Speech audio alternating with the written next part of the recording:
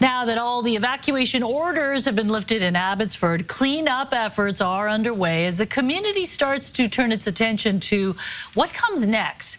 Avoiding future destruction is top of mind, but that may be a challenge on both sides of the border. Our Penny Daflos now on how Ottawa and Washington are factoring into next steps.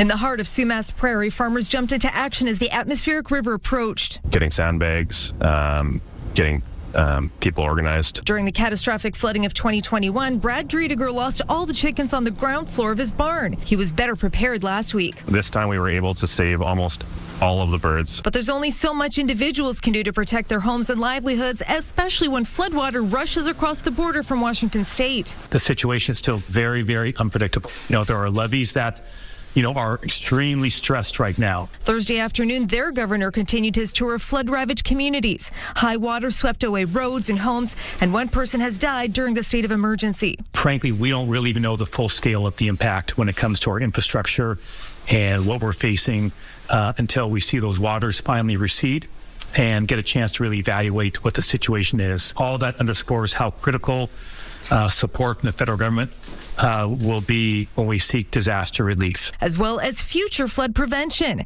The governor and BC may face an uphill battle on that front. The Trump administration hasn't been friendly to blue states, and coming up with billions for mitigation funding won't be easy. Domestically, the prime minister hasn't gone to Abbotsford to see the damage for himself, and his minister claimed, I think we'll find this time around we'll be able to do a much better job of getting appropriate mitigation funding to the province of BC. In a statement, BC Emergencies Minister Kelly Green said she spoke with her federal counterpart Friday and that meetings and coordination between BC and Washington have been taking place for several years around forecasting flooding and how best to prevent it. Ultimately, there's nothing that has changed that will prevent this from happening again tomorrow or next week. With more winter storms on the horizon for the breadbasket of BC.